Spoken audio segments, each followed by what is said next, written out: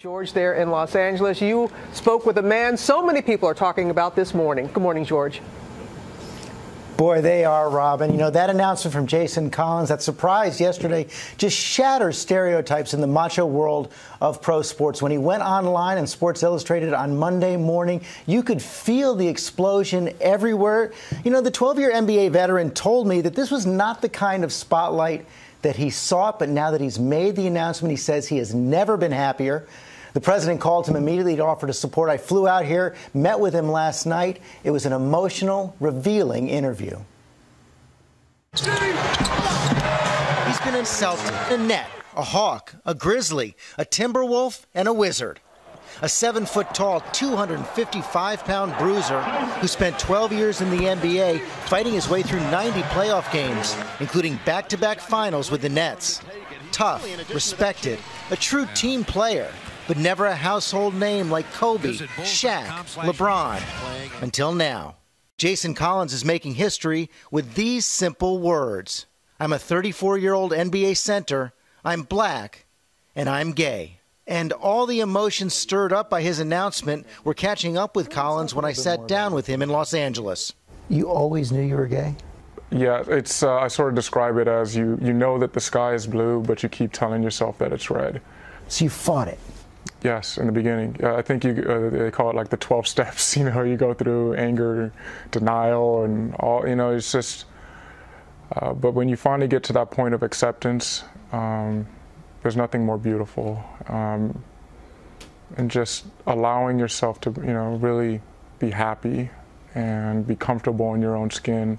So you send this thunderbolt out into the world. Yeah. 12 hours later, how does it feel? It's incredible.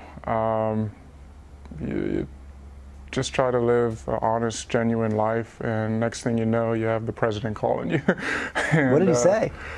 He was incredibly supportive, and he was proud of me, and said that this not only affected my life, but others going forward. Martina Navratilova said this is going to save some kids' lives.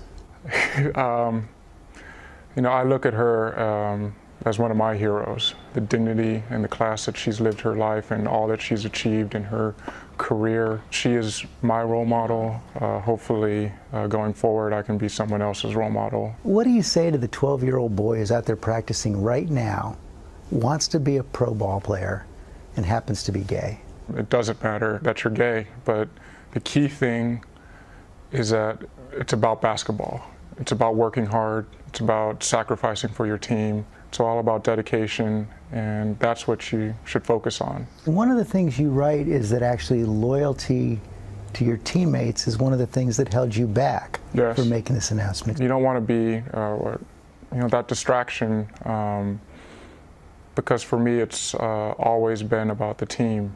But I think, I know that in my personal life I'm ready, and I think the country is ready for supporting an openly gay basketball player. Can you believe it hasn't happened before you?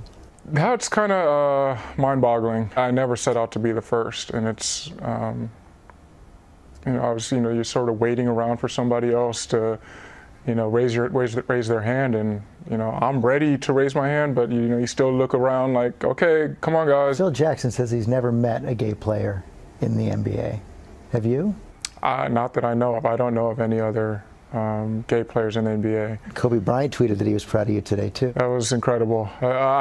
All the support has been overwhelming. As Collins kept his secret, he sent a small signal of unity to the gay community, choosing to wear the number 98 on his jersey to honor Matthew Shepard, the gay teenager from Wyoming who was kidnapped and killed in a brutal hate crime in 1998. Each time I put on jersey 98, this past season, I was already sort of having that moment with myself, with my family, with my friends who knew the significance of why I picked that number. Jersey 98 for Matthew Shepard. Jersey 98 for Matthew Shepard. That's why I wore jersey 98. So, and also to mess with the refs, because I do have a tendency to foul a lot. But but the primary reason was, every time I put on that jersey, I was already making that statement to myself. You do foul a lot. You're a hard player. Yes, I bring that physical toughness, that physical attitude.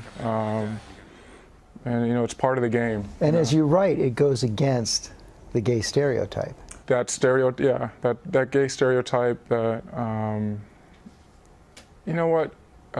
I think that people like me are trying to rewrite that stereotype and trying to let people know that you can't just put people in a box.